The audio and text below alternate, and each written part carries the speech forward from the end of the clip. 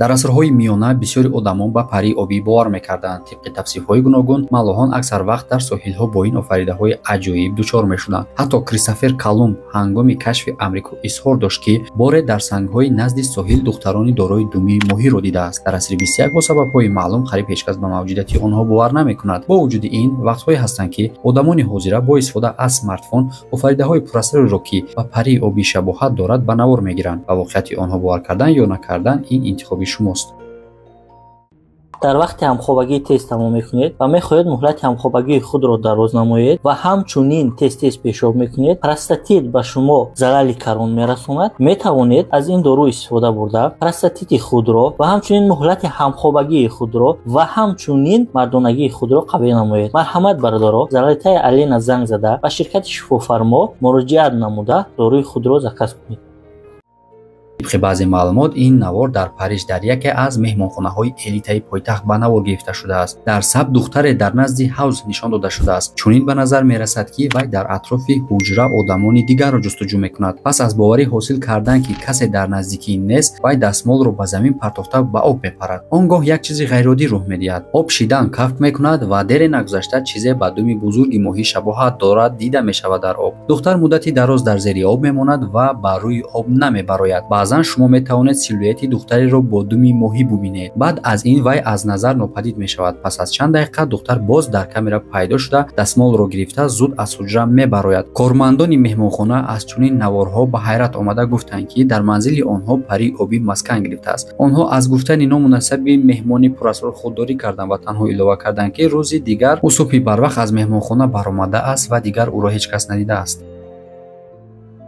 در ساحل بحر سیاه در ترکیه اسکلت یک مخلوق آدم شکل یافت شد. در نوار دیده می شود که متخصصان با دقت اسکلت را کافته و تازه می کنند. کاسه‌خانه مخلوق دهشت‌آور می نماید. دندانهایش کلان و تیز در دهان با هم زیچ جایگیر شده‌اند و در کاسه‌خانه سر به جای مو خوشه‌های استخوان موجودند. آرخئولوگ‌ها رگ را با اسباب‌ها احتیاطکارانه کنده تازه می کردند و در نگذشته تمام منظره روشن گردید. آن مخلوقی بود که دمی درازی ماهی داشت. جایگیری استخوان‌ها در اینترنت توجه زیادی را به بار آورد. سوال به میان میآید که آیا این استخوان‌ها واقعاً به پری آبی افسانه‌ها تعلق دارد؟ با این و دیگر سوال‌ها باید عالمانی که این اسکلت این مخلوق نامعلوم را برای آموزش مفصل به اینستیتوت آرخئولوژی انتقال داده‌اند جواب گویند. این ویدیو با استفاده از درون در نزدیکی جزیره‌های سلامون ثبت شده است. کوادراکوپتر در بلندی خیلی زیاد پرواز می‌کرد و از این رو در برابر نزدیک کردن ویدیو کادرها خیلی ناروشن می‌شود، اما ابیکت اساسی حالا هم شناخته می‌شود. یک مخلوقی که به ماهی مانند است با جسم انسانی در اقیانوس گشاد در سطح آب به ملال حرکت می‌کند. از بیرون این مخلوق با پری آبی کلاسیکی از افسانه‌ها و روایت‌ها شباهت دارد. دختری لاغر آرام و آسوده در این آب شنا می‌کند. تماشای چنین منظره زیبا خیلی عجیب است. آیا این در حقیقت پری آبی است؟ چطور به این باور کردن ممکن است؟ بعضا شما میخواهید که به کودکی برگردید و به هر گونه افسانه و روایت ها باور کنید. سیرنوملیا یا سیندروم آبی در عملیه طبی خیلی نادر است. یک حالت کلینیکی تقریبا در 60,000 یک مرتبه کودک چنین تولد می شود. این یک بیماری وزن مرکب است. در چنین کودکان پایها کاملا با هم می پیوندند که با دم پری آبی شباهت می کنند. علاوه بر این کودکان یک قطار نقصان ها و اختلال فیزیولوژی را احساس می کنند. سبب های سیرنوملیا می تواند هم عامل های ژنتیکی و هم تاثیر محیط زیست باشد. بعضا بیماران تنها یک آرتریا و دو شاخه عورت دارند که بدن پایان را تامین میکنند که باعث نارسایی غذا و رشد من بعده آن میگردد. در کودکانی که مادرشان از دیابت قند اذیت میکشند خطر بلندی سیرنوملیا مشاهده کرده میشود. این ویدیوی پراسرار را رایان کومن نوازنده که در بحر بود نواربرداری کرده است. و در تاریکی شب از کشتی برآمد و دید که در دو طرف کشتی و چیزی شنا میکند. در نوار دیده میشود که دو مخلوق از پس کشتی ویند و قریب آن را احاطه کردند. این مرد ادعا میکند که آنها پری آبی یا سیرن ها بودند که بعدا با آوازهای شجاع ولی آهنگ خود به سرودخوانی شروع کردند. Oh my God. در این نوار واقعا نشان داده شده است که چگونه یک مخلوق درازی مثل ماهی در آب پیراه میگذارد که حرکت عجیبی را به یاد میآورد. آوازهای شنیده این مرد در کامera تلفنش بر علا ثبت می شود. عکس صدای بلند که داد و فریاد یک مخلوق عرفانی را به یاد میآورد. دوستان عزیز، به گفت شما این چی بود؟ در کامنت نویسید. видеои аҷибе дар интернет паҳн шудааст ки дар байни дӯстдорони падидаҳои ғайриоддӣ таваҷҷӯҳи зиёдеро ба бор овардааст. Бадани болоии навор ба духтари сиёҳпӯст ва қисми поёнӣ ба моҳӣ тааллуқ дорад. гумон меравад ки навор дар африқои ҷанубӣ ё Кения наворбардорӣ шудааст, аммо дар бораи замони наворбардорӣ, муаллифи намуд ва сарнавишти минбаъдаи ин махлуқи ғайриоддӣ маълумоте нест. бархе аз тамошобинон аз эҳтимоли нишон додани кӯдаки нимурдаи нимфурӯхтаи моҳии бузурги изҳори нигаронӣ карданд, аммо чунин тахминҳоро нигаронии шоҳидони ҷамъшуда дар лаби соҳил дар ин видео рад мекунанд, чунки ҳеҷ кадоме аз онҳо кӯшиш накардааст ки ба қурбони эҳтимолии моҳӣ кӯмак кунад.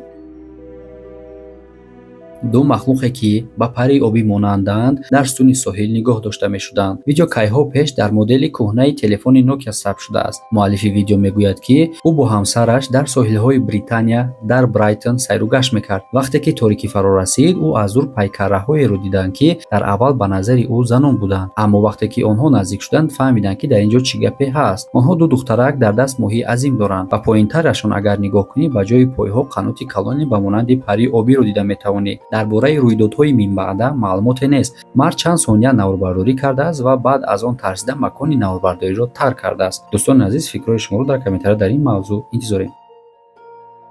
дар YouTube як навори маъруфи дигаре паҳн мешавад ки гӯё париобӣ аст. сифати сад безеб аст ва бисёр чизҳоро талаб мекунад ва ба назар чунин мерасад ки он хеле пештар видео карда шудааст. дар навор дида мешавад ки чанд мард бо чеҳраҳои хира дар соҳили дарё истодаанд. ногаҳон аз об сари пурасроре пайдо мешавад. аз ҳафташ мардум бо вай гап зада истодаанд. саб ба охир мерасад ва маълум нест ки минбаъд чӣ гап мешавад. аммо ин сари даҳшатнок бешубҳа ба одам монанд нест ва ба махлуқи ба илм номаълум тааллуқ дорад. ин кадрҳои пурасрор тасодуфан дар соҳилҳои Юнон ба навор гирифта шудааст. зану шавҳари ҷавон аз манзараҳои кӯҳҳои санглохи соҳили баҳр лаззат бурда истироҳат мекарданд. духтар тасмим гирифт ки ин лаҳзаҳоро дар камераи смартфонаш сабт кунад. агар шумо бо диққат нигоҳ кунед, шумо мебинед ки чизе аз об ҷаҳида мепарад. аз сабаби норавшании тасвир муайян кардани ин объект ғайриимкон аст. баъзе комментаторҳо мегӯянд ки он пари обӣ буд, дар ҳоле ки скептикҳо боварӣ доранд ки он танҳо як делфин асту халос. аммо ин чӣ буд, мо ҳеҷ гоҳ нахоҳем донист. ба ҳар ҳол комментария дар хизмати шумост. як бача дар соҳили Иёлоти Муттаҳидаи Амрико скелетеро кашф кард ки ба ақидаи ӯ ба пари обӣ тааллуқ дорад. вай дар соҳил сайр мекард ва гӯё бо боқимондаҳои пурасрор дучор омадааст. пас аз андеша блогер тасмим гирифт ки ин скелети пари обӣ аст. дар видео дида мешавад ки ӯ боқимондаҳоро аз об берун мекунад. видеоро дар тӯли камтар аз 24 соат бештар аз 13 миллион одам тамошо кардааст. истифодабарандагон ки аз кашфиёти ӯ тарсиданд, дар бораи мавҷудияти пари обӣ фикр карда ва пешниҳод карданд ки он метавонад ба ҷодуи сиёҳ рабт дошта бошад.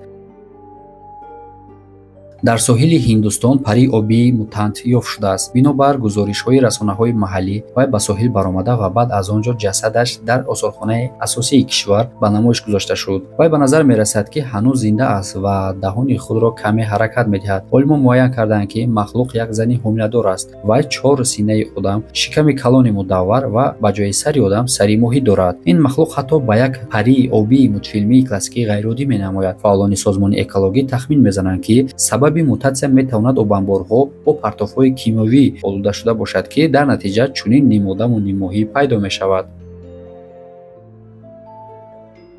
моҳигире бо номи Тод дар яке аз ҷазираҳои Гавайя думи моҳии ношиносро гирифт, аммо боқимондаи бадан нопадид буд. дар тамоми умраш вай бори аввал аст ки чунин моҳиро мебинад. то дар YouTube навореро нашр кард, то ки навъи ин ҷонвари баҳриро муайян кунад, аммо касе натавонист муайян кунад ин чӣ гуна моҳӣ аст. қанотҳо ва тарозуҳояш бошад бениҳоят аҷиб ба назар мерасанд ва баъдан ба ҳама гуна намудҳои моҳӣ монандӣ надорад. баъзеҳо гуфтанд ки ин як пари обӣ аст, аммо аксарият фикр мекунанд ки ин навор саҳнасозӣ шудааст.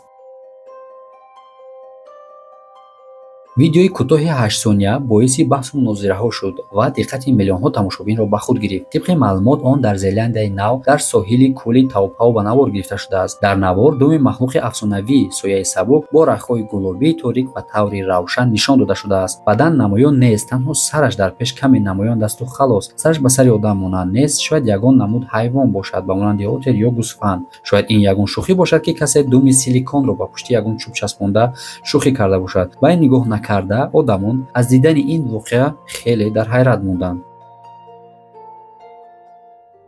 марде дар кӯли Мичиган моҳидорӣ мекард. Вай ҳангоми дар болои пирс истода чизи аҷиберо пай бурд, ки дар рӯи об ҳаракат мекард ё он баъзан вақт пайдо мешуд, дар ҳол нопадид мегардид. Текстураи бадани ин махлуқ нишон медиҳад, ки ӯ делфин аст ё китҳои қотил яъне касатка, аммо онҳо дар кӯли Мичиган зиндагонӣ намекунанд. Думи махлуқи ғайриоддӣ аз об баромад. Маълум нест, ки кадом махлуқоти зериобӣ чунин дум доранд. Дар зери комментария ин навор одамон гуфтанд, ки аз рӯи шакли думаш шояд ин пари обӣ бошад. шумо чӣ фикр доред? оё дум метавонад ба пари обӣ тааллуқ дошта бошад? Комментария дар хизмати шумост.